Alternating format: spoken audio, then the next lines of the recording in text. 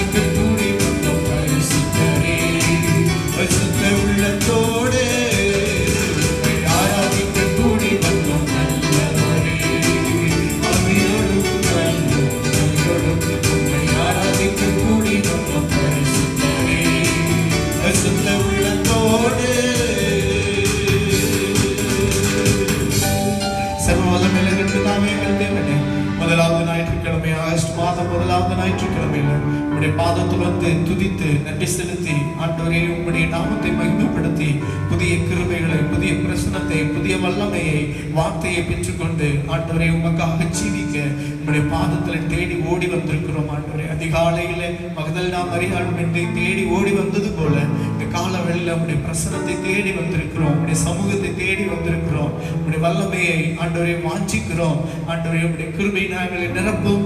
ஆண்டவர் இந்த ஆராதனை ஆசீர்வதியும்.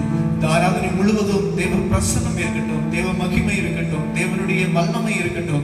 இந்த யூடியூப் மூலமாய் பார்க்கிற ஒவ்வொரு பிள்ளைகளுடைய உள்ளத்துல, உள்ளான மனதுக்குள்ள ஒரு தொடுதல் வரணும். அப்பா ஆண்டவரே உடைய வார்த்தை பேசணும், உடைய ஆவியானவர் கிரியை ஆண்டவரை வெளிப்படணும். ஆண்டவரே கர்த்தர் நாமம் மகிமைப்படுவதாக எங்களை தாழ்த்தி உயர்த்துகிறோம். இயேசுவின் நாமம் மகிமைப்படத்தக்கதாக கர்த்தருடைய நாமம் உயர்ந்து ஆண்டவரை உங்களுடைய நாமத்தை மகிமைப்படுத்தும்படியாக ஜெபிக்கிறோம். இருக்கிற எல்லா நாமங்களை விட உயர்ந்த நாமம், உன்னதமான நாமம், ஔஷதமான நாமம், மகிமை உள்ள நாமம், வல்லமை உள்ள நாமம், அது மகிமைப்படணும். உங்களுடைய நாமம் உயரட்டும். அதற்காக நன்றி. இயேசுவின் நாமத்தில் துதி ஸ்தோத்திரங்களை எடுத்து ஜெபிக்கிறோம். ஜீவனுள்ள பிதாவே, ஆமென். நாமம் மகிமைப்படுவதாக. இந்த ஆகஸ்ட் முதலாவது வாரத்திலும் தேவனை துதித்து ஆராதிக்க வந்திருக்கிற உங்களை தேவன் ஆசீர்வதிப்பாராக. நல்ல தேவனை துதித்து தேவனை ஆராதிப்போம். இந்த காலை ஆராதனையிலும் கதிரவன் தோன்றும் காலையிலே புதிய கிருபை பொழிந்திடுதே. நாள் துதி செலுத்திடுவோம் இயேசுவுக்கே. நல்ல கரங்களை தட்டி பாடுவோம். Thank you.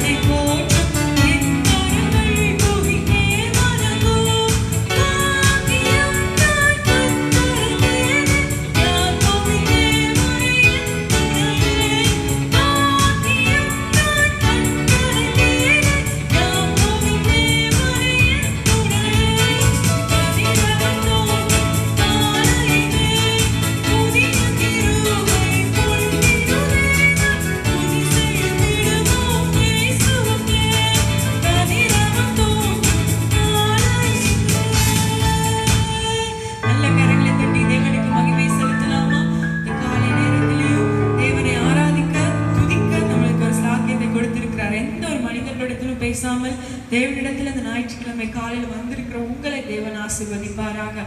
மரணமே உன் கூரெங்கே, பாதாளம் உன் ஜெயமெங்கே, மரணத்தை ஜெயித்த தேவன் மன்னவன் இயேசு இன்று நம்மளுடைய ஆராதனை வேலை வந்திருக்கிறார். நல்ல கரங்களை தட்டி தேவனை மகிமைப்படுத்தி நாம் இந்த பாடலை பாடும். உண்மையாய் தேவனை உயர்த்தி நாம் பாடும்.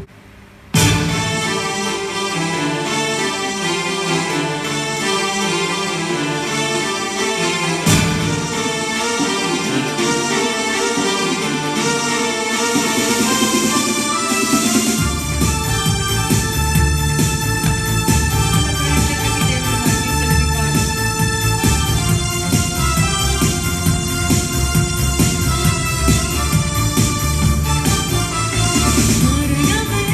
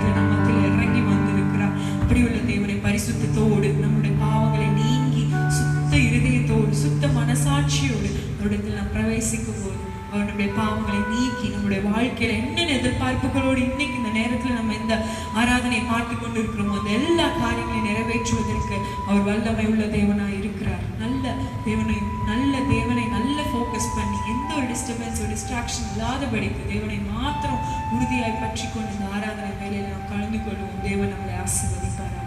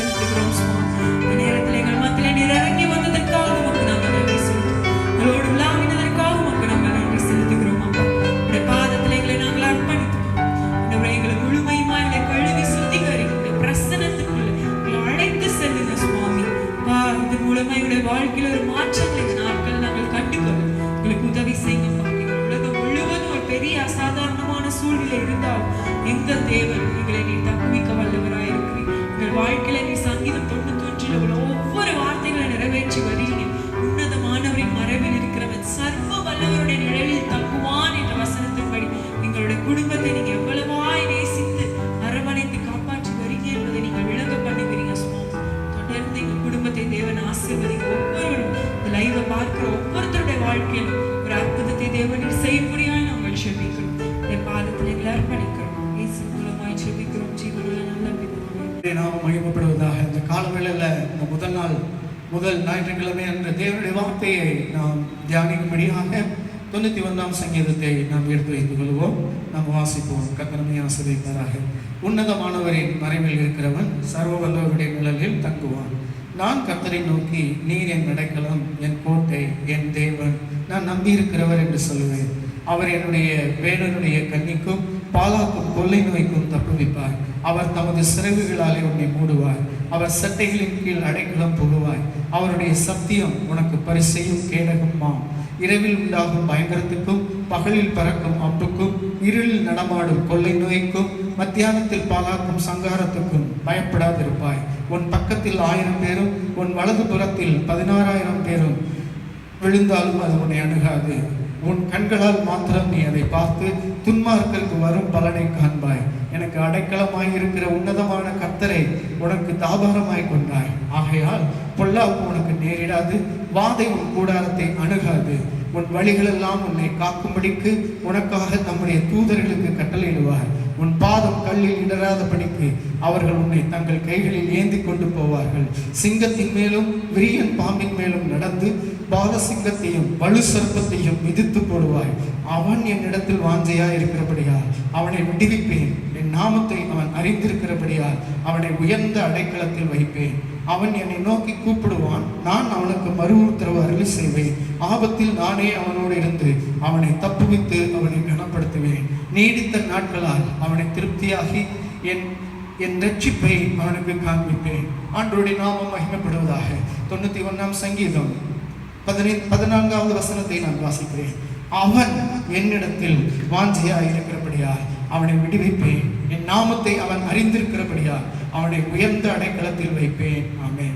நல்ல பிதாவே, இந்த வேலைக்காக ஸ்தோத்திரம். இந்த கால வேளையில உம்முடைய பாதத்தில் வந்து செபிக்க, உம்முடைய நாமத்தை துதிக்க கர்த்தர் உதவி செய்ததுக்காக ஸ்தோத்திரம். ஆண்டவரே, இந்த வசனத்தின் மூலமாய் எங்களோடு கூட பேசும். ஆண்டவரே, இந்த யூடியூப் மூலமாய் பார்த்து கொண்டிருக்கிற ஒவ்வொரு பிள்ளைகளையும் கர்த்தர் ஆசீர்வதியும். வசனம் அவர்கள் மேலே மேற்கொள்ளட்டும். அவருடைய ஆவி ஆத்மா சரீரத்துக்குள்ளே ஊடுருவி பாயட்டும். உங்களுடைய வசனம் ஆண்டவரே, போகிற வசனம் சும்மா சென்றுட்டு வரக்கூடாதுப்பா. அதை செய்ய வேண்டிய வேலையை செய்து அவர்களை ஊன்று கட்டி உமக்காக வாழுகிற பிரகாசிக்கிற பிள்ளைகளாய் கர்த்தர் மாற்றும். இயேசுவின் நாமத்தில் ஜெபிக்கிறேன் ஜீவனுள்ள பிதாவே, ஆமென். கர்த்தர் நல்லவர். கர்த்தர் நம்மை ஆசீர்வதிப்பாராக. 91ஆம் சங்கீதம் 14ஆம் வசனத்திலே, அவன் என்னிடத்தில் வாஞ்சையா இருக்கிறபடியால் அவனை விடுவிப்பேன். என் நாமத்தை அவன் அறிந்திருக்கிறபடியால் அவனை உயர்ந்த அடைக்கலத்தில் வைப்பேன் என்று ஆண்டவர் இந்த இடத்திலே வாசிக்கிறோம். பிரியமானவர்களே, ஆண்டவர் நம்மை ஆசீர்வதிப்பார். ஆண்டவர் சொல்கிறார், அவன் என்னிடத்தில் வாஞ்சையா இருக்கிறபடியால் அவனை விடுவிப்பேன். அல்லேலூயா. ஆண்டவர் நம்முடைய வாழ்க்கையில இருதய வாஞ்சைகளை அவர் அறிகிறார். சங்கீதக்காரன் ஜெபிக்கும் போது பாருங்கள், 2 நாளாகமம் 23:5 வேகமாய் வாசிக்கிறோம். 2 நாளாகமம் 23:5. ஒரு பங்கு ராஜாவின் அரண்மனையையும், 3 ஒரு பங்கு ராஜாவுடைய அரண்மனையும், 3 ஒரு பங்கு அஸ்திவார வாசலையும் காக்கவும், ஜனங்கள் எல்லாம் கர்த்தருடைய ஆலய பிரகாரங்களில் இருக்கவும் வேண்டும் என்று தாவீது ஜெபம் பண்ணினான். ஆண்டவரோடு அவர் சொல்கிறார், என்னோடு உடன்படிக்கை செய்திருக்கிறீர். என்ன உடன்படிக்கை என்றால், அந்த உடன்படிக்கையில் எல்லாம் திட்டம் பண்ணப்பட்டிருக்கிறது. நம்மோடு தேவன் உடன்படிக்கை செய்திருந்தார். அந்த உடன்படிக்கையில் எல்லாவற்றையும் திட்டம் பண்ணி வைத்திருக்கிறார். அந்த திட்டம் நிறைவேற்ற அவர் கேட்கிறார், எல்லா ரட்சிப்பும் எல்லா விடுதலையும் என்னுடைய வாஞ்சை வளர்ந்தோங்க செய்யாரோ என்று சொல்லி இதில் பார்க்கிறோம். அப்பொழுது தாவீது இந்த இடத்துல சொல்லும் போது, என்னுடைய வாஞ்சை வளர வேண்டும். ஆண்டவரே, ஒரு முறை தகப்பனை பார்த்து சொல்லும் போது ஆண்டவர் சொன்னார், நீ விசுவாசித்தால் உனக்கு நடக்கும் என்று சொன்ன போது அவர் சொன்னார், அல்லேலூயா. தகப்பன்மார் சொல்லும் போது சொன்னார், என் அவிசுவாசம் நீங்க உதவி செய்யும். ஆவிக்குரிய வாழ்க்கையில தேவனிடம் நன்மை பெறுவதற்கு விசுவாசம் தேவை, நம்பிக்கை தேவை. அதே வேளையில் வேதம் சொல்லுகிறது, என் வாஞ்சை வளர்ந்தோங்க செய்யாரோ. என் கர்த்தர் எதை பார்க்கிறார் என்றால் ஆண்டவர் வாஞ்சையை பார்க்கிறார். அல்லேலூயா. அவன் என்னிடத்தில் வாஞ்சையாய் இருக்கிறபடியால் அவனை விடுவிப்பேன். ஆண்டவர் இந்த முதலாவது சண்டே, இந்த ஞாயிற்றுக்கிழமையில ஆண்டவர் நம்மோடு பேசுவது என்னவென்றால், உங்கள் வாஞ்சையை கர்த்தர் பார்க்கிறார். அல்லேலூயா. அவன் என்னிடத்தில் வாஞ்சையாய் இருக்கிறபடியால் அவனை விடுவிப்பேன். நீ எந்த பிரச்சனையில மாட்டிருந்தாலும் இந்த விடுதலையின் மாதத்துல கர்த்தர் ஒரு விடுதலையை தருவார். வாஞ்சை என்ன செய்யும் என்று சொல்லி நாம் பார்த்தோம். வாஞ்சை என்று சொல்லும் போது வாஞ்சையை பற்றி சொல்லிவிட்டு, அவர் வாஞ்சை உள்ள பிள்ளைகள் எப்படி விடுதலை பெற்றார்கள் என்று 2 காரியத்தை சொல்ல விரும்புகிறேன், கர்த்தருக்கு சித்தமானால். வாசியுங்கள் ஏசாயா 26:9 வேகமாக. என் ஆத்துமா இரவிலே பாருங்க, என் ஆத்துமா இரவில் உம்மை வாஞ்சிக்கிறது. எனக்குள் இருக்கிற என் ஆவியால் அதிகாலையில் உம்மை தேடுகிறேன். உம்முடைய நியாய தீர்ப்புகள் பூமியிலே நடக்கும்போது சக்கரத்து குடிகள் நீதியை கற்றுக்கொள்ளும். இந்த ஏசாயா 26:9 வாசிக்கும் போது ஏசாயாவின் அனுபவம் என்னவென்றால், இரவிலே என் ஆத்துமா உன் மீது வாஞ்சையாய் இருக்குது ஆண்டவரே. அந்த வாஞ்சையினால் உள்ளே இருக்கிற அந்த ஆவியினால் அதிகாலமே தேவனே உம்மை நான் தேடுகிறேன். அல்லேலூயா. உண்மையாய் தேவன் மேல் வாஞ்சையாய் இருக்கிற ஆத்துமா அதனுடைய ரியாக்ஷன் என்ன என்று கேட்டால், இரவிலே உம்மை வாஞ்சிக்கிறேன் ஆண்டவரே, அதிகாலமே தேவனே நான் உம்மை தேடுகிறேன். அல்லேலூயா. அதனாலதான் தன் அனுபவத்துல சங்கீதக்காரன் சொல்லும் போது, சங்கீத புஸ்தகம் 63:1 வேகமா, என் மாம்சமானது உம்மை வாஞ்சிக்கிறது என்று சொன்னார். காலமே உம்முடைய சமூகத்தை தேட முடிகிறது என்று சொன்னால், தேட முடியும் என்று சொன்னார். ஆகையால் நீர் என்னுடைய தேவன், அதிகாலையில் நான் உம்மை தேடுகிறேன். நாம் அதிகாலையில் தேவனை தேடுவதற்கு காரணம் என்னவென்று கேட்டால், ஒரு தேவையினால் அல்ல, நம்முடைய பிரச்சனைகள் மாறுவதற்காக அல்ல. நான் சொல்லுவேன் பிரியமானவர்களே, ஒரு கூட்ட மக்கள் இருக்கிறார்கள், அவருடைய மாம்சம், அவருடைய ஆவி அவர்களை வாஞ்சிக்கிறது. இரவெல்லாம் வாஞ்சிக்கிறதுனால வேதம் சொல்லுகிறது, நான் அதிகாலமே ஆண்டவரை தேவனை தேடுகிறேன். நம்முடைய வாஞ்சையை யோசித்து பார்க்க வேண்டும். அல்லேலூயா. வாஞ்சை உள்ளவனை கர்த்தர் விடுவிக்கிறார். அல்லேலூயா. ஆண்டவர் நீ எந்த இக்கட்டில் இருந்தாலும் கர்த்தர் உன்னை விடுதலை செய்வார். இன்று அநேகர் தம்முடைய தேவைகளுக்காக, தம்முடைய பிரச்சனைகளுக்காக அநேகர் அதிகாலையில் தேடுகிறார்கள். ஆனால் நான் சொல்லுவேன், நாம் தேவனை தேடுகிறதற்கு காரணம் என்னவென்றால், என் ஆவி வாஞ்சிக்கிறது, என் ஆத்துமா வாஞ்சிக்கிறது, என் மாம்சம் வாஞ்சிக்கிறது, என் ஆவி வாஞ்சிக்கிறது, என் இருதயம் வாஞ்சிக்கிறது. ராவெல்லாம் அது வாஞ்சையினாலே நான் உம்மை அதிகாலமே தேவனே உம்மை தேடுகிறேன் என்று சொல்லி சங்கீதக்காரன் சொல்லுகிறான். தேடுகிறது மாத்திரமல்ல, இரண்டாவது இந்த வாஞ்சை இன்னொன்று நிலைமைக்கு கொண்டு போகிறது. உன்னத பாட்டு 2ஆம் அதிகாரம் 3ஆம் வசனம் வேகமாக. பாட்டு மரங்களுக்குள்ளே கிச்சிலி மரம் எப்படி இருக்கிறதோ அப்படியே குமாரனுக்குள்ளே நேசர் இருக்கிறார். அது நிழலிலே வாஞ்சையாய் உட்காருகிறேன். அதன் நிழலிலே வாஞ்சையாய் உட்காருகிறேன். இதுல பாருங்க, ஒரு வாஞ்சை தேடுகிறது மாத்திரமல்ல, ஒரு மனிதனுடைய வாழ்க்கையில வாஞ்சை இருக்குமானால் ஆண்டவரை தேடுகிறது மாத்திரமல்ல, அது அடுத்த நிலை என்னவென்றால், தேவன் மேலுள்ள வாஞ்சை உட்கார பண்ணுகிறது. அது நிழல்ல உட்காருகிறேன் என்று சொல்கிறது. கிறிஸ்துவ வாழ்க்கை, ஆம் பிரியமானவர்களே, கிறிஸ்துவ வாழ்க்கையை பார்க்கும்போது தேடுகிறது மாத்திரமல்ல, கிறிஸ்துவ வாழ்க்கையில உட்காருகிற அனுபவம் நம்முடைய வாழ்க்கையில வேண்டும். இன்றைக்கு அநேகர் தேடுகிறார்கள், ஆனால் உட்கார, தேவனுடைய சமூகத்தில் உட்காருவதற்கு அறிந்து கொள்ள அவர்களால் உணர முடியவில்லை. பிரியமானவர்களே, இதற்கு நீங்க விளக்கம் பார்த்தீர்கள் என்றால், லூக்கா எழுதின சுவிசேஷ புஸ்தகம் 10ஆம் அதிகாரம் 31ஆம் வசனத்தை வேகமாக வாசிப்போம். தற்செயலாய் ஒரு ஆசாரியன் அந்த வழியே வந்து 10:31, லூக்கா 10:31, அவனை கண்டு விலகி போனான். இங்க நான் வாசிக்கிறேன். இயேசு பெத்தேனியா என்னும் ஒரு இடத்திலே ஒரு வீட்டுக்கு வருகிறார். 2 சகோதரிகள் அங்கே இருக்கிறாங்க. அங்க மார்த்தாள் என்று சொல்லுகிற ஒரு பெரியவள் இருக்கிறார். அவள் இயேசுவை ஏற்றுக்கொள்கிறார், அங்கீகரிக்கிறார். இயேசுவை அங்கீகரித்து விட்டு அவள் என்ன செய்கிறாள் என்று சொன்னால், இயேசுவுக்காக போய் அங்கு வேலை செய்து கொண்டிருக்கிறார். ஆனால் மரியாள் என்ன சொல்லுகிறாள் என்றால், என்ன செய்கிறாள் என்றால், அந்த சகோதரி 10:39 வாசிங்க. லூக்கா 10ஆம் அதிகாரம் 39 வேகமாக. அவளுக்கு மரியாள் அங்க பாருங்க, அவளுக்கு மரியாள் எனப்பட்ட ஒரு சகோதரி இருந்தால், அவள் இயேசுவின் பாதத்தருகே உட்கார்ந்து அவருடைய வசனத்தை கேட்டுக்கொண்டு இருந்தாள். இப்ப இயேசு வசனத்தை பேசிக் கொண்டிருக்கிறார். இயேசு வசனத்தை சொல்லிக் கொண்டிருக்கும் போது ஒருத்தி வசனத்தை உட்கார்ந்து கேட்டுக்கொண்டிருக்கிறாள், இன்னொருத்தி வீட்டுக்குள்ளே இயேசுவுக்காக ஏதோ ஒரு காரியத்தை செய்து கொண்டிருக்கிறார். இன்றைய ஆவிக்குரிய வாழ்க்கையில இயேசுவுக்காக என்னவெல்லாம் செய்து கொண்டிருக்கிறார்கள். அங்கே உழைக்கிறார்கள், ஊழியம் செய்கிறார்கள், இங்கே ஓடுகிறார்கள், அங்கே ஓடுகிறார்கள், அதை செய்கிறார்கள், சமையலை செய்கிறார்கள், தேவனுக்கு பிரியமானதை கொடுக்க விரும்புகிறார்கள். ஆனால் அந்த ஊழியத்தின் நடுவில் என்ன நடக்கிறது என்றால், கர்த்தர் வந்து வசனத்தை பேசிக் கொண்டிருக்கிறாள். மார்த்தாள் வசனத்தை கேட்கவில்லை, மரியாள் வசனத்தை கேட்டுக் கொண்டிருந்தால். வேத வசனம் சொல்லுகிறது, வசனத்தை கேட்காமல் ஆண்டவருக்காக உழைக்கிறவங்களை பாருங்க.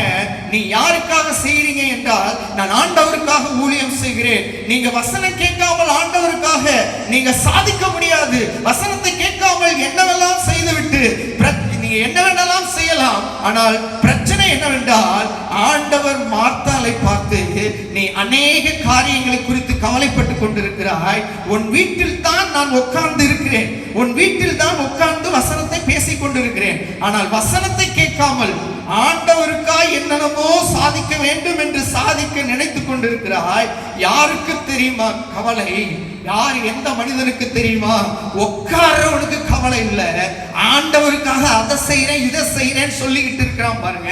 வசனத்தை கேட்காதபடி ஆண்டவருடைய பாதத்தில் உட்கார்ந்து ஜெபித்து ஆண்டவருடைய வசனத்தை கேட்காம ஆண்டவருடைய இடத்தை ஆண்டவர் கொடுக்க வேண்டிய நேரத்தை கொடுக்காதபடி, அல்லேலூயா, அதை செய்ய அப்படி செய்தவருடைய வாழ்க்கையில கவலை பெருகும் என்று சொல்லப்பட்டிருக்கிறது. பிரியமானவர்களே, ஆண்டவருக்காக என்னென்னமோ சாதிக்க வேண்டும் என்று சாதிக்க நினைத்துக் கொண்டிருக்கிறாய். யாருக்கு தெரியுமா கவலை? இயேசு என் வீட்டில் இருக்கிறார் என்று சொன்னால், இயேசு என்னோடு இருக்கிறார் என்று சொல்லுகிறார்கள். ஆனால் வசனத்தை கேட்கிறதில்லை. ஆலயத்துக்கு வருகிறார்கள், வசனத்தை கேட்க மாட்டார்கள். ஆலயத்துக்கு வருவார்கள், ஆண்டவருக்காக எதையாவது ஒரு வேலை செய்கிறேன் என்று சொல்லி எதையாவது ஒன்று செய்வார்கள். ஆனால் பிரசங்க நேரத்தில் தேவனுடைய வசனத்தை உட்கார்ந்து ஒரு பேப்பர்ல எழுதி அதை வீட்டுல போய் படித்து தன்னுடைய வாழ்க்கையில அபியாசிக்க அவர்கள் முயற்சி எடுக்க மாட்டார்கள். வசனத்திற்கு செவி கொடுக்க மாட்டார்கள். அல்லேலூயா, அவங்க வாழ்க்கையில கலக்கங்கள் தீர்வதில்லை. ஆண்டவர் சொல்கிறார், நீ அநேக காரியத்தை குறித்து கவலைப்பட்டுக் கொண்டிருக்கிறாய். நம்முடைய வாழ்வில் தேவையானது ஒன்று உண்டு, அது நான் வசனம் பேசிக் கொண்டிருக்கிறேன் பாரு. இந்த வசனத்தை கேள். வசனம் தான் உன் வாழ்க்கைக்கு தீர்வை உண்டாக்கும். வசனம் தான் கவலையை போக்கும். வசனம் தான் உன் வாழ்க்கைக்கு தீர்வை கொண்டு வரும். வசனம் தான் உன் சூழ்நிலையை மாற்றும். எல்லா பிரச்சனைக்கும் முடிவு வசனம். அல்லேலூயா. ஆலயம் வந்துட்டேன், ஊழியம் செய்யறேன், பல பணிகளை நிறைவேற்றுகிறேன். ஆனா நான் சொல்லுவேன் பிரியமானவர்களே, இயேசுவுக்காக செய்யறது இருக்கட்டும். முதலாவது நமது வாழ்க்கையில் பிரச்சனை இயேசுவோடு செய்யணும். இயேசுவுக்காக என்ன செய்தோம் என்பதை காட்டிலும் இயேசுவோடு நாம் என்ன செய்து கொண்டு இருக்கிறோம் என்பதுதான் நம்முடைய வாழ்க்கையில் முக்கியமானது. தேவனுடைய பிள்ளைகளை உட்கார முடியவில்லை. தேவனோடு ஒரு வாஞ்சை தேவ பிள்ளைகளுக்கு இருக்குமானால் அவர்கள் என்ன செய்கிறார்கள் என்று சொன்னால், தேவ சமூகத்தில் உட்காருகிறார்கள். ஹல்லேலூயா. 119 அதிகாரம் 131 வசனத்தை வாசிப்போம். கற்பனைகளை நான் வாஞ்சிக்கிறபடி, பாருங்க, உம்முடைய கற்பனையை நான் வாஞ்சிக்கிறபடியால் என் வாயை ஆவென்று திறந்து அவைகளை ஏங்குகிறேன், அவைகளுக்காக நான் ஏங்குகிறேன். பாருங்க, பரிசுத்தவான்களை எடுத்து பாருங்கள். தாழ்மையில் இருந்து எடுத்து அவர்களை உயர்த்தினார் என்றால் அவங்க அனுபவங்கள் எல்லாம் வாசித்து பார்த்தீங்கன்னா, நான் கற்பனைகளை வாஞ்சிக்கிறபடினால் நான் என்ன செய்கிறேன் என்று கேட்டால், என் வாயை திறந்து ஏங்குகிறேன் அப்படின்னு சொல்லி பார்க்கிறோம். வார்த்தைக்காக ஏங்குகிற நாட்கள் வந்து கொண்டிருக்கிறது. வார்த்தை கிடைக்காத நாட்கள் வந்து கொண்டிருக்கிறது. வார்த்தை எங்கும் கிடைக்காத ஒரு சூழ்நிலை வரப்போகிறது. ஆமோஸ்ல நீங்கள் வாசித்து பார்த்தீர்கள் என்றால் வார்த்தை கிடைக்காத காலங்கள் வரும். ஹல்லேலூயா. இந்த உபத்திர காலத்துல இந்த லாக்டவுன் பீரியட்ல எவ்வளவு தூரம் வசனத்தை வாசிக்க முடியுமோ, எவ்வளவு தூரம் மெடிடேஷன் பண்ண முடியுமோ, இருதயத்துல தேவ வசனத்தை வைத்துக் கொள்ள முடியுமோ, அவ்வளவுக்கு அவ்வளவு பிரச்சனைகள் தீரும். அவ்வளவுக்கு அவ்வளவு நீ தெளிவு பெறுவாய். அவ்வளவுக்கு அவ்வளவு உன் வாழ்க்கையில விடுதலை உண்டாகும். அவ்வளவுக்கு அவ்வளவு உன் வாழ்க்கை மதுரமாய் மாறும்.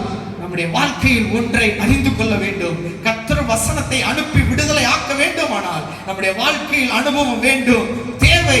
அவருடைய சமூகத்தில் உட்கார்ற அனுபவம் தேவை. ஆண்டவர் நம்மை ஆசீர்வதிப்பாராக. மார்க் 5ஆம் அதிகாரத்தில் ஆண்டவர் ஒரு மனிதனை சந்திக்கிறார். அவன் அடங்காத மனுஷன், அவன் வீட்டுல தரிக்கிறது இல்லை, அவன் பிசாசு பிடித்தவன் என்று சொன்னான். அவன் அவனை அடக்குவதற்கு ஒருவராக முடியவில்லை. அவன் கல்லினால் தன்னுடைய சரீரத்தை கீறிக் கொள்ளுகிறான், கூச்சலிடுகிறான், வஸ்திரம் இல்லாமல் ஓடுகிறான், அலக்களிக்கப்படுகிற ஒரு மனிதனாய் இருக்கிறான். ஆனால் அவன் வாழ்க்கையில் இயேசுவை அவன் சந்தித்தான். இயேசுவினால் சந்திக்கப்பட்ட போது ஒரு காரியம் நடக்கிறது. மார்க் 5ஆம் அதிகாரம் 15ஆம் வசனத்தை வாசிப்போம் வேகமாக. இயேசுவினிடத்தில் வந்து லேகியோனாகிய பிசாசுகள் பிடித்திருந்தவன் வஸ்திரம் தரித்து உட்கார்ந்து புத்தி தெளிந்திருக்கிறதை கண்டு பயந்தார்கள். பாருங்க, முன்னாலே பயந்தது வேற, முன்னாலே பேய் பிடித்திருந்தது, ஒருவனும் அடக்க முடியல, அவன் ஓடுனா, பயந்தாங்க. பாருங்க, பேய் போய்விட்டது, ஆனால் அவனை கண்டு பயந்தார்கள். இப்ப அவன் யார் தெரியுமா? புத்தி தெளிந்தவன்.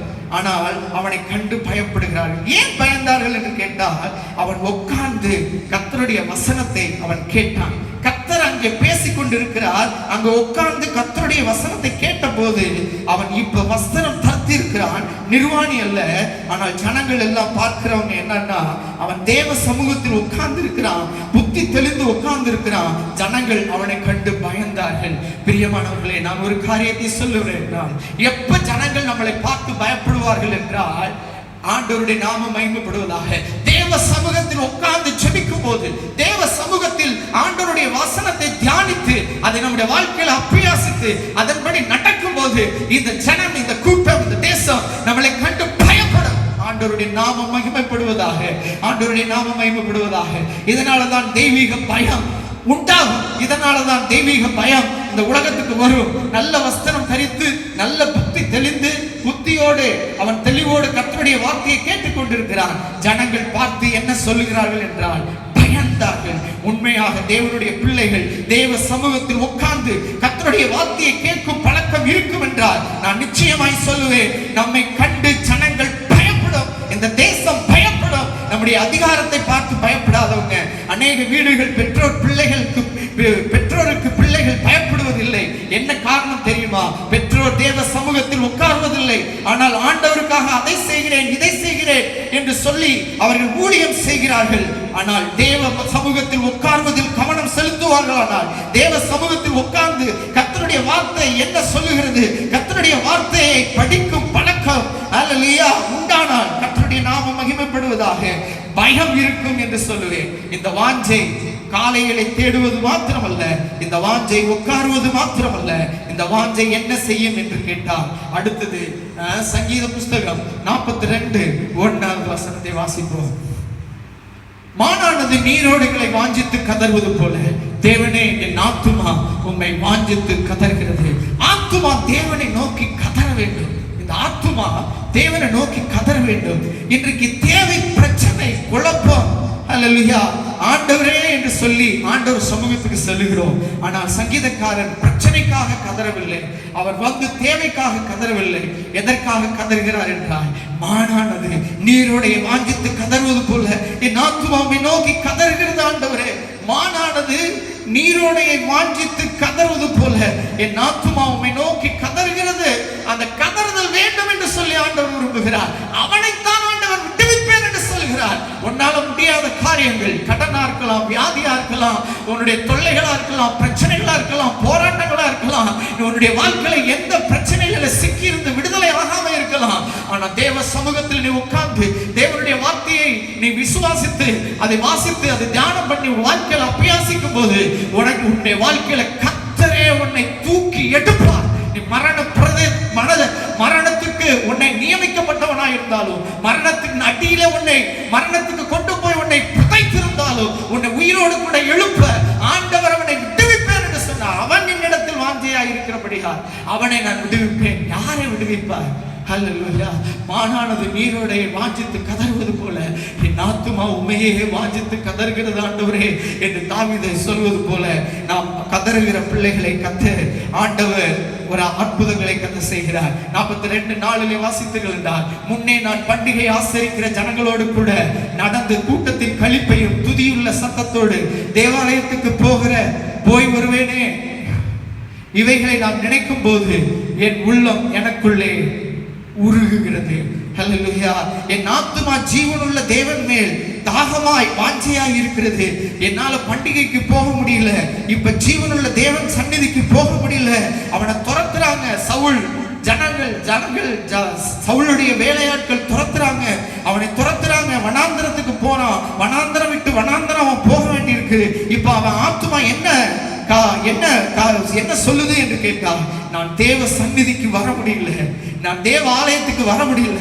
அந்த தேவ சமூகத்தில் அந்த வாஞ்சை, அந்த தேவ சமூகத்தில் இருக்கிற அந்த வாஞ்சை 42 நாளின் படி நீ வாசித்தீர்கள் என்றால் அவனுக்கு ஒரு சூழ்நிலை வருகிறது. பிரியமானவர்களே, தேவ சமூகத்திற்கு போக முடியல, தேவ ஆலயத்துக்கு போக முடியல.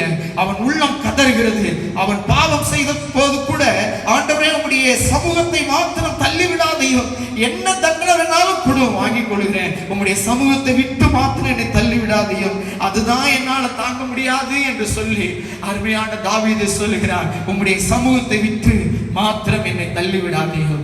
நான் அரண்மனை வேணாலும் போகட்டும், பரவாயில்ல, எவ்வளவு பெரிய காரியங்களை வேணாலும் இழக்கிறேன், என்ன தண்டனை கொடுத்தாலும் பரவாயில்ல, உம்முடைய சமூகத்தை விட்டு என்னை தள்ளாதையும், உம்முடைய சந்நிதியை விட்டு என்னை தள்ளாதையும். அந்த தேவ சமூகம் எனக்கு கிடைக்கல என்றால் என்னால வாழ முடியாத ஆண்டவரே, என்னால ஜீவிக்க முடியாத ஆண்டவரே என்று கதறுகிறான்.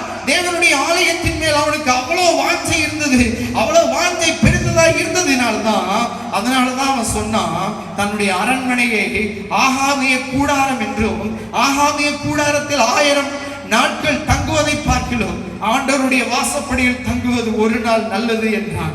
அவன் ஆலயத்தின் மீது இருந்த வாஞ்சை, தேவ சமூகத்தில் இருந்த வாஞ்சை எல்லாவற்றையும் காட்டிலும் ஆண்டவருடைய சமூகத்தில், ஆண்டவருடைய ஆலயத்தில், ஆலயத்தின் வாசலில் தங்குவதை அவன் வாஞ்சித்தான். நான் நினைக்கிறேன், சில மக்கள் தேவன் மீதும், தேவனுடைய சமூகத்தின் மீதும், ஆலயத்தின் மீதும் ஆசைப்படியில் தங்குவதை எவ்வளவு வாஞ்சையாய் இருக்கிறார் என்று என்னால் கற்பனை பண்ணி பார்க்க முடியல. பிரியமானவர்களே, இந்த லாக்டவுன் பீரியட்ல உங்களுடைய மனநிலை எப்படி இருக்கிறது? தேவ சமூகத்தில் ஜெபிக்கிறீர்களா? ஆண்டவரை தேடுகிறீர்களா? அல்லையா உட்கார்றீங்களா? கதறுகிறீர்களா? தேவனுடைய சந்நிதிக்கு எப்போது போவோம் என்கிற வாஞ்சை உங்களிடத்தில் இருக்கிறதா? யோசித்து பாருங்கள். கர்த்தரை தேடணும், தேவனுடைய சமூகத்தை தேடணும், தேவ ஆலயத்தின் மேல் எவ்வளவு வாஞ்சையாய் இருக்கிறீர்கள். தேவைக்காக, பிரச்சனைக்காக அல்ல. தேவனை வந்திருக்கலாம், தேவனிடத்திலே என்ன கிடைக்கும் என்று சொல்லி வரக்கூடாது, தேவனையே தேட வேண்டும். என்ன முயற்சி எடுக்கிறீர்கள்? அவங்க வாஞ்சை என்னன்னா, நீங்க வாஞ்சையோடு வர்றீங்களா? தேவன் அப்படி விட்டுறதே இல்லை, எல்லாவற்றையும் கணக்கில் வைக்கிறார். ஹல்லேலூயா. தேவனிடத்திலே, தேவனை தேடுகிறது, இரவிலே வாஞ்சிக்கிறது, காலையில தேடுகிறது, ஆண்டவருடைய பாதத்தில் உட்கார்வது, வசனத்தை வாசிப்பது, அவர் மேலே கதறுகிறது, தேவன் மேலேயும், தேவனுடைய ஆலயத்தின் மேலும், தேவனுடைய சமூகத்தின் மேலும், தேவனுடைய பாதத்தின் மீதும் இருக்கிற வாஞ்சையை அவர் பார்த்து, அவர் கணக்கில் வைத்திருக்கிறார். தாவீது சொல்லுகிறார், அந்த வாஞ்சையை நான் தேவனுடைய ஆலயத்துக்கு வருகிறேன். அந்த வாஞ்சை அவனை ஒன்றுக்குள்ளே நடத்துகிறது. என்ன நடத்துகிறது? 1 நாளாகமம் 29ஆம் அதிகாரம் 2-3 வேகமாக. நான் என்னாலே இயன்ற மட்டும் என் தேவனுடைய ஆலயத்துக்கு என்று பொன் வேலைக்கு பொன்னையும், வெள்ளி வேலைக்கு வெள்ளியையும், வெண்கல வேலைக்கு வெண்கலத்தையும், இரும்பு வேலைக்கு இரும்பையும், மர வேலைக்கு மரத்தையும் பதிக்கப்பட. நீங்கள் வாசித்து பாருங்கள். 1 நாளாகமம் 29ஆம் அதிகாரம் 2ஆம் அதிகாரம் 3ஆம் வசனத்தை வாசித்தீர்கள் என்றால் 2 காரியம் அவன் செய்கிறான். தாவீது என்ன செய்கிறான்? தேவன் மேல் உள்ள வாஞ்சையினாலே அவன் என்ன செய்கிறான் என்றால், அவன் சவதரிக்கிறான். தேவன் உள்ள வாஞ்சையினால் அவன் கொடுக்கிறான். 1 சவதரிக்கிறான், 2 கொடுக்கிறான். தேவனுடைய நாமத்திற்கு மகிமை உண்டாவதாக. அவன் என்னிடத்தில் வாஞ்சையாய் இருக்கிறபடியால் அவனை விடுவிப்பேன் என்று சொல்லி, அவன் என் மேல் வாஞ்சையாய் இருக்கிறபடியால் ஆண்டவர் சொல்லுகிறது. எந்த வாஞ்சை என்று சொன்னார்? நான் இயேசுவின் நாமத்தில் தாழ்மையாய் சொல்வேன், இரவினிலே என் இதயம் வாஞ்சிக்கிறது, அதனாலே அதிகாலையில் உம்மை தேடுகிறேன். அவன் தேடுகிறது மாத்திரமல்ல, அவன் உட்காருகிறது மாத்திரமல்ல, என் ஆத்துமா கதறுகிறது, தேவ சமூகத்தை வாஞ்சித்து கதறுகிறது.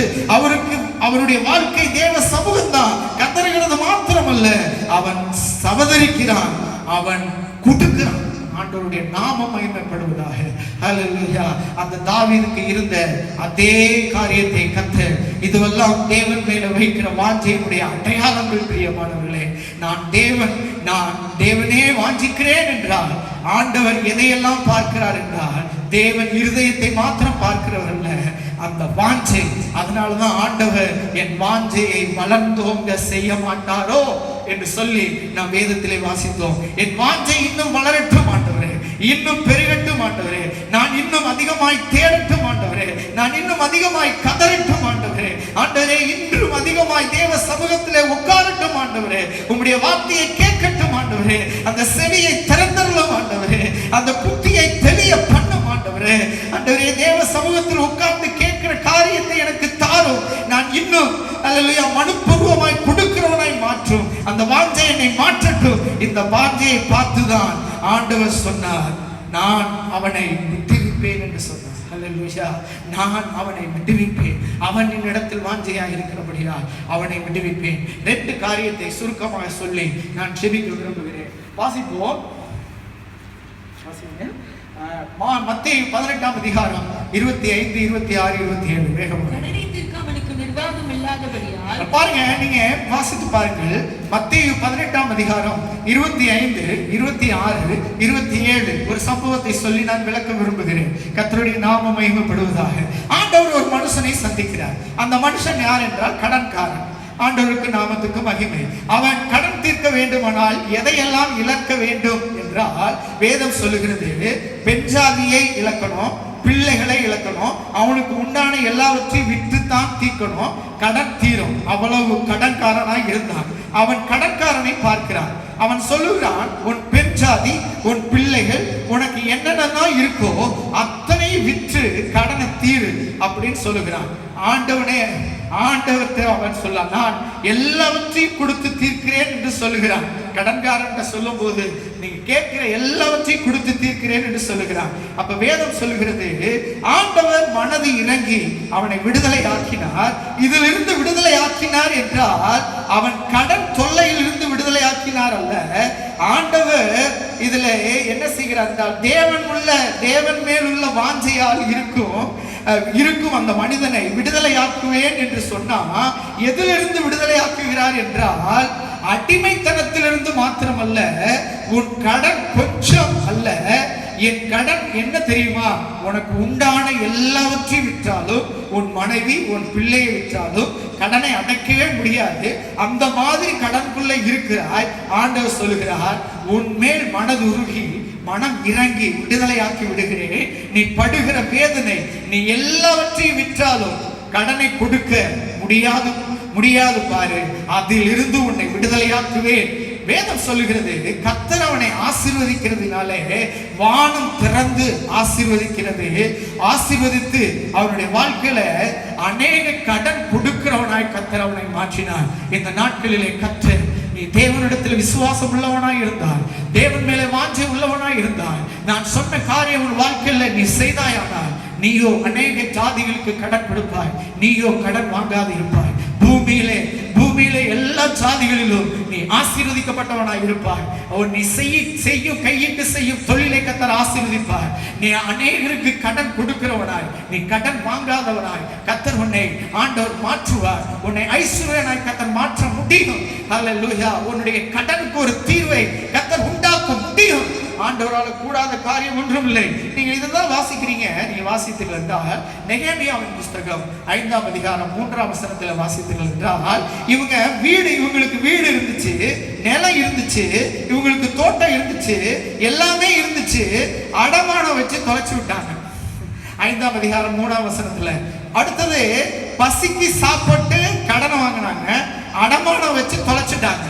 அடுத்த வசனத்தை வாசித்தீங்கன்னா 5ஆம் அதிகாரம் நெகேமியா 5ஆம் அதிகாரம் 4ஆம் வசனத்தை வாசித்தீங்கன்னா, எதற்கென்றால் டாக்ஸ் கட்டுவதற்காக, அதாவது சாப்பிட அவர்கள் அடமானம் வச்சாங்க, பஞ்சத்துக்கு வாங்கினாங்க, டாக்ஸ் கட்ட வாங்கினாங்க.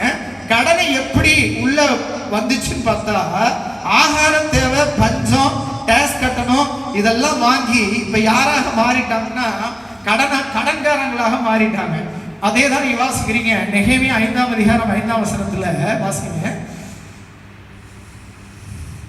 5:5 வேகமா. நெகேமியா 5:5.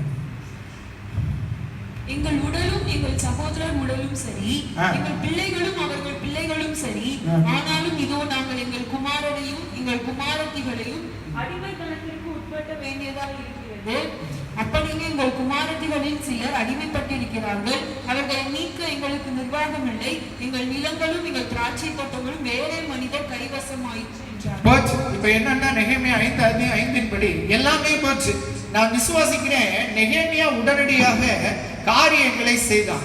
பாருங்க, கடனை தீர்த்து எல்லாம் போய் பிள்ளைகளும் கூட அடிமைகளாய் போய் ஒரு காலத்துல நிலம் வீடு, ஒரு காலத்துல தோட்டம், இவைகளெல்லாம் அனுபவித்த கர்த்தருடைய பிள்ளைகள் இன்றைக்கு யாராக இருக்கிறாங்க, மாறிட்டாங்க என்று கேட்டா கடன்காரங்களாக மாறிட்டாங்க, கடன் கட்ட முடியாதவங்களா மாறிட்டாங்க.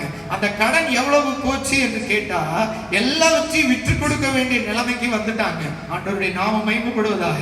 எலிசாவின் காலத்தில் கூட ஒரு ஊழியக்காரி, அல்லேலூயா, தீர்க்கதரிசியினுடைய மனைவி வந்து கேட்டா, என் கடன்காரன் என் பிள்ளைகளை அடிமைப்படுத்த நினைக்கிறாங்க, அவங்க எல்லாம் என் வீட்டுக்காரர் நல்ல ஊழியம் செய்தார், எல்லாத்துக்கும் கொடுத்தார், இப்ப என் பிள்ளைகள் அடிமையா போயிட்டாங்க அப்படின்னு சொல்லி தீர்க்கதரிசிட்ட வராங்க.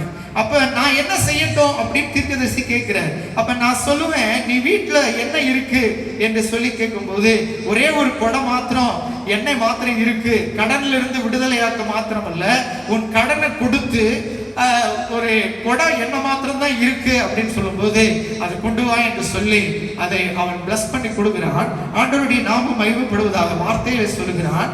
கடனை கொடுத்து முடிச்சிட்டு உன் ஜீவனத்துக்கு வைத்துக்கொள் என்ற அளவிற்கு ஒரு எலிசா மாற்ற முடியுமானால், எலியாவின் தேவன் இன்றைக்கு உயிரோடு இருக்கிறார், இன்றைக்கு உயிரோடு இருக்கிறார்.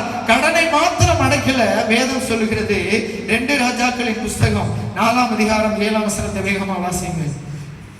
போய் தேவனுடைய மனுஷனுக்கு அதை அறிவித்தாள். தேவனுடைய மனுஷனுக்கு அறிவித்தால் அப்பொழுது நீ போய் அந்த எண்ணெயை விற்று உன்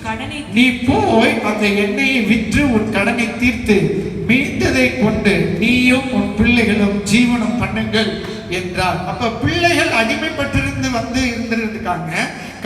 கடனை தீர்த்தது மாத்திரமல்ல, அல்லேலூயா, ஆண்டவரோட அதற்கு தான் வந்தாங்க. ஆனா கடனை அடைக்க தான் ஆண்டவரிடத்துல வந்தாங்க.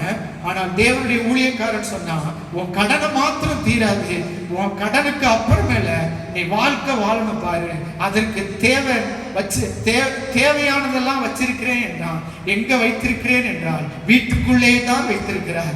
நீங்கள் கர்த்தரை விசுவாசிக்க கூடுமானால் கர்த்தர் இன்றைக்கு உபாகமம் புஸ்தகம் 28ஆம் அதிகாரம் 12ஆம் வசனத்தை வாசிப்போம். ஏற்ற காலத்தில் உன் தேசத்திலே மழை பெய்யவும் நீ கையிட்டு செய்யும் வேலைகளில் எல்லாம் ஆசீர்வதிக்கவும் கர்த்தர் உனக்கு தமது நல்ல பொக்கிஷை சாலையாகிய வானத்தை திறப்பார். நீ அநேகம் ஜாதிகளுக்கு கடன் கொடுப்பாய், நீயோ கடன் வாங்காதிருப்பாய். ஆமென். ஆண்டவர் நல்லவர். ஆண்டவர் உபாகமம் 28:12 படி தேவன் பல கடிகளை திறந்து கர்த்தருடைய வார்த்தையை நீங்க விசுவாசிக்க வேண்டும். இந்த வசனத்தை நீங்க விசுவாசிக்க வேண்டும். நான் சொல்லுவேன், தேவன் நம்மை ஆதி நிலைமைக்கு மாத்திரம் அல்ல, நான் சொல்லுவேன் கடன் தீர்த்தவனாக அல்ல, கடன் கொடுக்கிறவனாய் இருப்பாய். நீ கடன் கொடுக்கிறவனாய் இருப்பாய் என்றால் நம்முடைய கர்த்தருடைய வார்த்தை பொய் சொல்லாது. அல்லேலூயா. நீங்க எந்த நிலைமையில் இருக்கலாம், இன்றைக்கு ஆவியானவர் நேரடியாக உங்களோடு கூட பேசுகிறார். நீ எல்லாவற்றையும் விற்றாலும் உன் கடனை தீர்க்க முடியாது. ஆனால் உன் கடனை தீர்த்து உன் ஜீவனத்துக்கு தேவையை சந்திப்பதற்கு வானம் திறந்து உன்னை ஆசீர்வதிக்க அவர் மனம் இரக்கம் உள்ளவராய் இருக்கார். அவன் தேவன் இரக்கம் உள்ள தேவனா மாத்திரமல்ல, இன்றைக்கு உன் தேவையை சந்திக்க அவர் போதுமானவராய் இருக்கிறார். உன்னை கடனிலிருந்து விடுதலையாக்கி நீ அநேக ஜாதிகளுக்கு கடன் கொடுக்கிறது மாத்திரமல்ல, உன் ஜீவிய காலமெல்லாம் உன் சந்ததி எல்லாம் ஒரு ஆசீர்வாதமாய் இருக்கிறபடி ஒரு ஆசீர்வாதத்தை கர்த்தர் இன்றைக்கு உனக்கு முன்பாக வைக்கிறார். பிரியமானவர்களே, இந்த மாதத்தில் தேவன் செய்ய வேண்டும். நீங்கள் அதில் விடுதலை பெறுகிறது மாத்திரமல்ல, உங்க வாழ்க்கையில் இரக்கத்தை ஆண்டவர் வெளிப்படுத்தி உங்களை வாழ வைக்கிற தேவனாய், கடனிலிருந்து மீட்டெடுக்கிற தேவனாய், கடனே இல்லை என்கிற சந்ததியில சொல்லுகிற ஒரு காரியத்தை கர்த்தர் செய்து இந்த மாதத்திலே, ஆகஸ்ட் மாதத்திலே கடனிலிருந்து கர்த்தர் ஒரு விடுதலையை கர்த்தர் உங்களுக்கு தந்து அவர் ஆசீர்வதிக்க அவர் உண்மை உள்ளவராய் இருக்கிறார். கர்த்தருடைய நாமத்துக்கு மகிமை உண்டாவதாக. கர்த்தர் அப்படியே செய்வாராக. நம்முடைய ஜனங்களை கர்த்தர் ஆசீர்வதிப்பாராக. இதை பார்த்து கொண்டிருக்கிற யூடியூப்ல பார்த்து கொண்டிருக்கிற ஒவ்வொரு பிள்ளைகளுடைய வாழ்க்கையில் இருக்கிற கடன், அல்லேலூயா, தீராத கடன், வட்டி கடன், ஃபைனான்ஸ் கடன், 10 பைசா கடன், அல்லேலூயா, கெந்து வெட்டி கடன், எல்லா கடனிலிருந்து ஆண்டவரே உம்முடைய பிள்ளைகளை விடுதலையாக்கும் இயேசுவின் நாமத்தினால. கர்த்தருடைய வசனத்தை விசுவாசியுங்கள், ஆண்டவரை நம்புங்கள், ஆண்டவர் மேல விசுவாசம் வையுங்கள். 1 பைசா கடன் இல்லாதபடி கர்த்தர் இந்த மாதத்திலே உங்களை விடுதலை ஆக்குவார். ஏன் விடுதலை ஆக்குவார்? அவர் மேல் நீங்கள் வாஞ்சையாக இருக்கிறபடியால் உங்களை விடுதலை ஆக்குவார். கர்த்தருடைய நாமம் மகிமைப்படுவதாக. இரண்டாவதாக நான் சொல்லுகிற காரியம் சங்கீதம் 54:7. அவர் எல்லா நெருக்கத்தையும் நீக்கி என்னை விடுவித்தார். என் கண் என் சத்துருக்களின் நீதியை சரி கட்டுதலை கண்டது. அருமையான ஜனங்களே, கடனில் இருந்து கர்த்தர் உங்களை விடுதலை ஆக்குகிறது மாத்திரமல்ல, நீங்கள் கொடுக்கிறவர்களாய் கர்த்தர் மாற்றுவதல்ல, உங்க சந்ததியை அல்லேலூயா ஒரு ஆசீர்வாதமான சந்ததியாய் மாற்றுவது மாத்திரமல்ல, சரி கட்டுதலை காண கர்த்தர் உங்களுக்கு உதவி செய்வார். வாசிப்போம் 54:7 வாசிப்போம். அல்லேலூயா. திரும்ப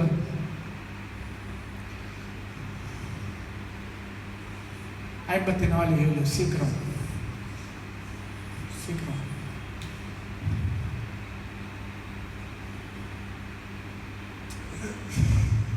அவர் எல்லா நெருக்கத்தையும் பாருங்க,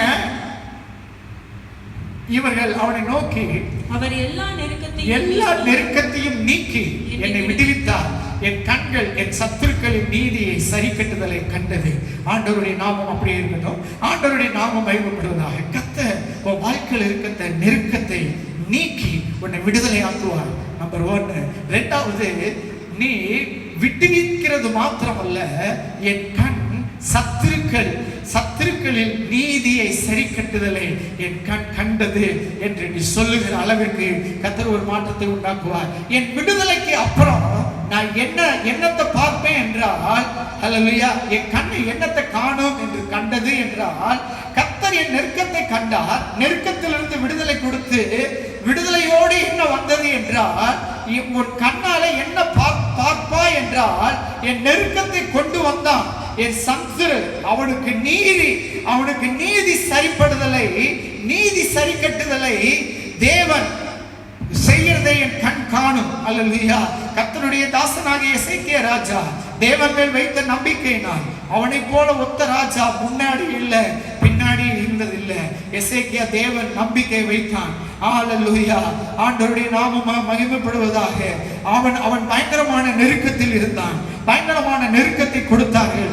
ஆனால் அந்த நெருக்கத்தின் மத்தியிலும் அவன் கர்த்தர் மேல் அவ்வளவு நம்பிக்கை வைத்த மனுஷன். அந்த மனுஷன் கதறுகிறான். பாருங்கள், ஏசாயா 37:3.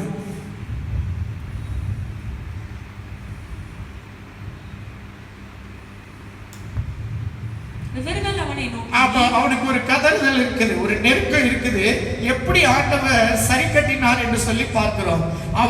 இவர்கள் அவனை நோக்கி, இந்த நாள் நெருக்கமும் கண்டிதமும் தூஷணமும் அனுபவிக்கிற நாள், பிள்ளை பேரு நோக்கி இருக்கிறது, பெறவோ பலன் இல்லை என்று சொல்லி படப்படுகிறோம். இந்த நாள் என்ன நாள் என்றால், நெருக்கம் அனுபவிக்கிற நாள், தூஷணம் அனுபவிக்கிற நாள். அல்லேலூயா. பிள்ளை பேரு நோக்கி இருக்கிற நாள். பிள்ளை பேரு இல்லாமல் பலனற்ற நிலைமையில் நிற்கிறேன். பயங்கரமான நெருக்கத்தில் நிற்கிறேன். ஆண்டவர் நெருக்கத்திலிருந்து மாத்திர விடுதலை தந்து அந்த நெருக்கத்தை மாத்திரவர் அல்ல, அந்த நெருக்கத்தை ஆண்டவர் நெருக்கத்திலிருந்து விடுதலையாக்கி அந்த நெருக்கத்தை கொண்டு வந்தான். பாருங்க, அல்லேலூயா. அந்த நெருக்கத்தை கொண்டு வந்த அவனுடைய எதிரி ஒரே இரவுல 1,80,000 பேரை காலி பண்ணினத எசேக்கியா பார்த்தான். எசேக்கியாவால சொல்ல முடியும், நெருக்கத்தில் இருந்து மாற்றத்தை கர்த்தர் என்னை விடுதலை ஆக்கினார் என்று அவன் சொல்ல முடியும். அருமையான பிரியமான சகோதரனே, சகோதரியே, இந்த ஆகஸ்ட் மாதம் மீண்டும் ஒரு பெரிய லாக்டவுனாக மாறி இருக்கிறது. அவன் பயங்கரமான கடன் பயங்கரமான நெருக்கம்.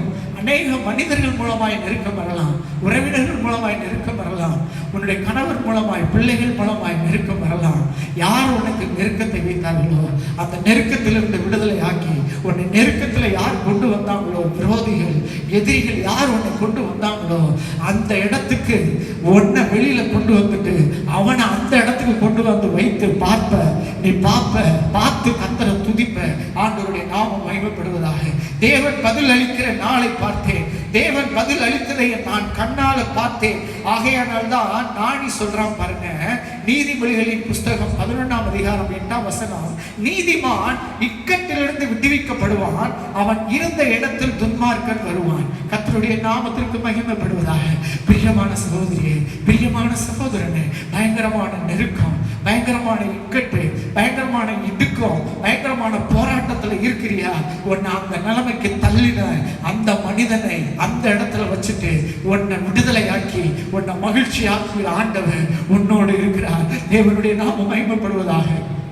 இந்த ஆகஸ்ட் மாதத்துல இக்கட்டிலிருந்து விடுவிக்கப்படுவார். ஏனென்றால் தேவனிடத்துல நீ வாஞ்சையா இருக்கிறதுனால இடத்தை காலியாக வைக்கிறது இல்லை. ஆண்டவர் நீதிமான இக்கட்டிலிருந்து விடுதலை ஆக்கப்படுவான். அந்த இக்கட்டுக்கு யாரை கொண்டு போய் வைக்கிறார் என்றால் இன்னொரு ஆளை செட் பண்ணி வைக்கிறார். நான் சொல்லுவேன், தேவன் நம்மை நெருக்கத்திலிருந்து விடுதலை ஆக்கும் போது அந்த இடத்திற்கு டிரான்ஸ்பர் ஆகி அல்லையா ஒன்ன கொண்டு வந்து அந்த நெருக்கத்துல தள்ளினாம் பாருங்க, அந்த அந்த அந்த மனிதனை அந்த இடத்துல கொண்டு வந்து நமக்கு நெருக்கம் கொடுத்தவன் பாருங்க, அவனுக்கு டிரான்ஸ்பர் பண்ணி நெருக்கத்தை கொடுத்து நம்மளை நெருக்கத்திலிருந்து விடுதலையாக்கி அவன் நெருக்கப்படுகிறத நம்முடைய கண்கள் காணும். நீ வேதத்தை வாசித்து பார்த்திருந்தால் தேவனுடைய பிள்ளைகள் எங்கெல்லாம் நெருக்கத்தை அனுபவித்தார்களோ அங்கிருந்து சும்மா விடுதலை ஆகிறது இல்லை. தானியேலுக்கு நெருக்கத்தை கொடுத்தாங்க, அல்லேலூயா, சும்மா விடுதலை ஆக்கல. சிங்க கெபியிலிருந்து வெளியே கொண்டு வந்தது உண்மை. அவன் எல்லாம் நெருக்கத்திலிருந்து விடுதலை ஆக்கினார். ஆனா யார் நெருக்கத்தை கொடுத்தாங்களோ அவங்களுக்கு அந்த இடத்துல டிரான்ஸ்பரை கர்த்தர் கொடுத்தார். தானியேலை கர்த்தர் விடுதலை ஆக்கினார். தானியேலின் கண்கள் அதை கண்டது. அதே போல உன் கண்கள் காணும். ஆண்டவருடைய நாமத்தை நீ மகிமைப்படுத்துவார். இவரை வெளியே கொண்டு வந்தனர், நெருக்கத்தில் இருந்து என்னை விடுதலை ஆக்கினார். நான் விடுதலையை பார்க்கும் போது என்னத்தை பார்த்தேன் என்றால், என்னத்தை பார்க்கிறேன் என்றால், எனக்கு நெருக்கம் கொடுக்கிறவங்க அவங்கள்ல இருந்து தேவன் பதில் அளித்ததை ஆண்டவர் என் கண்கள் காணும். ஆம் கர்த்தாவே, என் வாஞ்சை வளர்ந்தோங்க செய்வீராக. ஹல்லேலூயா. ஆண்டவரே, நீ வாஞ்சையை வளர்ந்தோங்குகிற பண்ணுகிறது மாத்திரமல்ல ஆண்டவரே, சகலமும் திட்டம் பண்ணப்பட்டிருக்கிறது. உடன்படிக்கை செய்திருக்கிறேன். என் விசுவாசம் மாத்திரமல்ல, அறிவு மாத்திரமல்ல, என் பலன் மாத்திரமல்ல, ஆசீர்வாதம் மாத்திரமல்ல ஆண்டவரே, என் வாஞ்சை வளர்ந்தோங்க செய்வீராக. என் வாஞ்சை வளர்ந்தோங்க செய்வீராக. எல்லா பயத்தோடும் சொல்லுவேன், அவன் என் மேல் வாஞ்சையாய் இருக்கிறபடியா நான் அவனை விடுதலையாக்கி என் நாமத்தை அவன் அறிக்கையிடுகிறபடி நான் அவனை உயர்ந்த அடைக்கலத்தில் வைப்பேன் என்று சொன்ன ஆண்டவர் இந்த ஆகஸ்ட் மாதத்தில் கர்த்தர் நம்மை எல்லாவற்றிலும் நின்று நம்மை விடுதலையாக்கி இந்த ஆகஸ்ட் மாதம் ஒரு விடுதலையின் மாதமாக கர்த்தர் மாற்றி நம்முடைய தனிப்பட்ட வாழ்க்கை, குடும்ப வாழ்க்கை, நம்முடைய வேலை, சமுதாயம், அல்லேலூயா, நாம் செய்கிற ஒவ்வொன்றிலும் ஒரு விடுதலையை கொடுத்து ஒரு அற்புதத்தை செய்ய தேவன் உண்மை உள்ளவர். கர்த்தருடைய ஆவியானவரை கொண்டு அந்த விடுதலை உண்டு. கர்த்தரே ஆவியானவர் நமக்குள்ள வைராக்கியமும் வாஞ்சையுமா இருக்கிற ஆவியானவர் நமக்காக போராடி ஜெபம் பண்ணி இந்த மாதத்தை, ஆகஸ்ட் மாதத்தை ஒரு விடுதலையின் மாதமாக கர்த்தர் செய்வாராக. அவர் செய்வதற்கு உண்மை உள்ளவர். அவர் செய்து அவருடைய நாமத்தை மகிமைப்படுத்துவார். கர்த்தருடைய நாமம் மகிமைப்படுவதாக. கண்களை மூடி ஜெபம் பண்ணுவோம். சர்வ வல்லமையுள்ள எங்கள் பிதாவே, எங்கள் தேவனே, ஆண்டவரே, இந்த யூடியூப் மூலமாக கடனினால, நெருக்கத்தினால, பயங்கர போராட்டத்தினால சிக்கியிருக்கிற ஜனங்களை நோக்கி பாரும் ஆண்டவரே. தேவனுடைய பிள்ளைகளை பாரும் ஆண்டவரே. அவர்கள் உம்மிடத்தில் வாஞ்சையா இருக்கிறபடியா அவர்களை விடுதலை ஆக்கி ஆண்டவரே ஸ்தோத்திரம், அவர்கள் உமது நாமத்தை அறிந்திருக்கிறபடியால் உயர்ந்த அடைக்கலத்தில் வையும் ஆண்டவரே. எல்லாவற்றுக்கும் முடிவு உண்டு ஆண்டவரே. இதோ முடிவு வந்திருக்கிறது.